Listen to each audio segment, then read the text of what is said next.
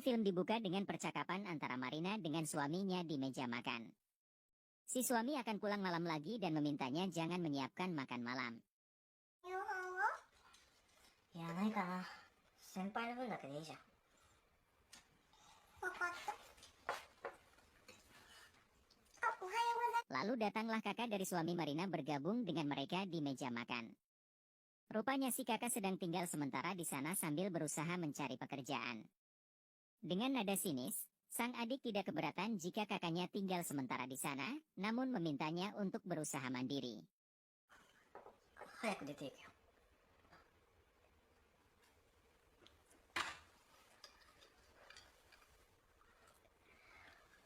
Kemudian si adik pamit untuk pergi bekerja.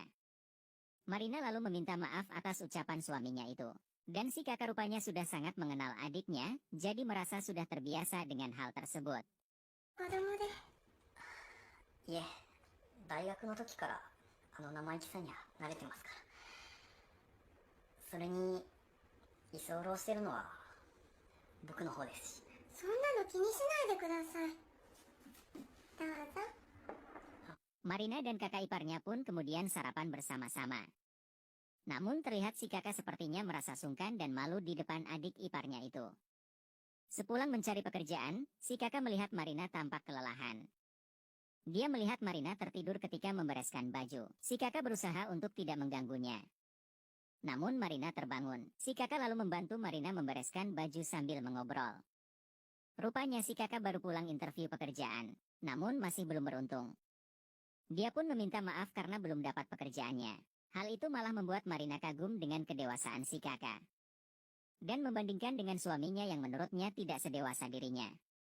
Malamnya ketika si kakak mau ke kamar mandi, dia mendengar suara Marina dan adiknya sedang melakukan smackdown. Si kakak yang penasaran langsung mendekati sumber suara itu. Namun ketika sedang mengintip, Marina melihat dan tahu jika si kakak sedang mengintipnya sehingga membuat si kakak kaget dan berusaha menghindar. Esoknya, ketika Marina sedang beres-beres rumah, si kakak meminta izin untuk menggunakan mesin cucinya untuk mencuci celana kotor miliknya. Dan kebetulan Marina pun sedang menggunakannya, sehingga dia meminta untuk sekalian saja. Si kakak rupanya merasa sungkan jika harus menyerahkan celana dalam kotornya. Namun Marina meminta untuk tidak sungkan kepada dirinya. Dan si kakak akhirnya setuju untuk menyerahkan celana kotor miliknya. てください。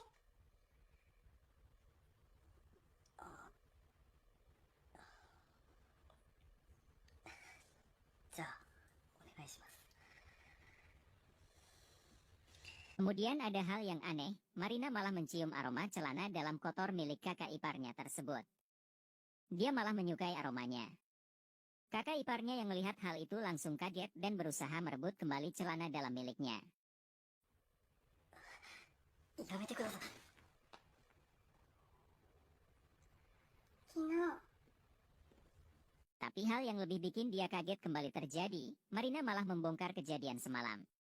Dia bilang jika dia mengetahui si kakak ipar mengintipnya ketika sedang smackdown. Hal itu malah bikin si kakak tambah kaget lagi dan bingung harus berkata apa. Marina malah senang dengan ekspresi imut dan bingung si kakak ipar. Dia kemudian malah menanyakan hal yang lebih ekstrim. Terang saja si kakak ipar tambah bingung harus seperti apa menjawabnya. Belum juga beres menjawab pertanyaan itu, dia malah ditawari smackdown oleh Marina. Si kakak ipar lebih bingung lagi sekarang, gak tahu mesti gimana menghadapi Marina. Marina rupanya sekarang malah tertarik dengan si kakak ipar. Sehingga dia malah kembali menggodanya. Si kakak ipar yang awalnya menolak, menyerah juga.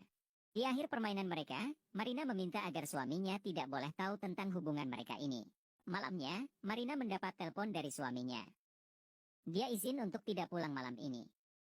Marina pun hanya bisa pasrah menerima keadaan ini. Lalu Marina dan kakak iparnya makan malam bersama sambil ngobrol.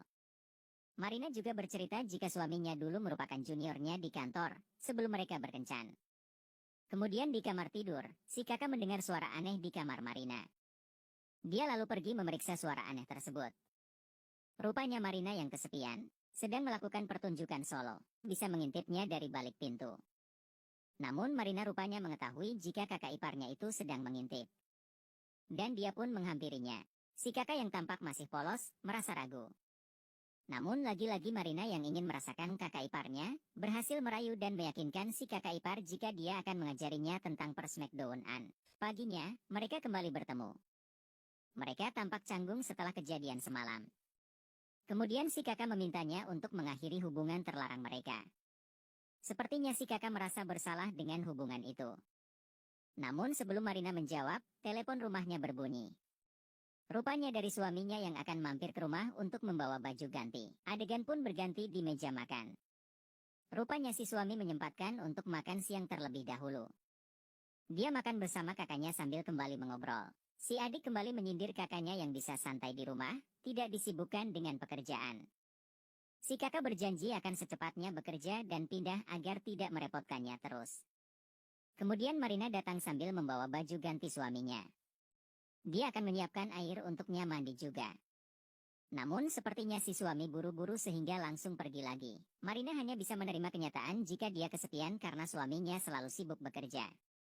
Si kakak pun merasa kasihan dengan Marina yang selalu ditinggal. Marina kemudian kembali melampiaskan kesepiannya itu ke kakak iparnya. Si kakak bertanya kenapa dia begitu agresif.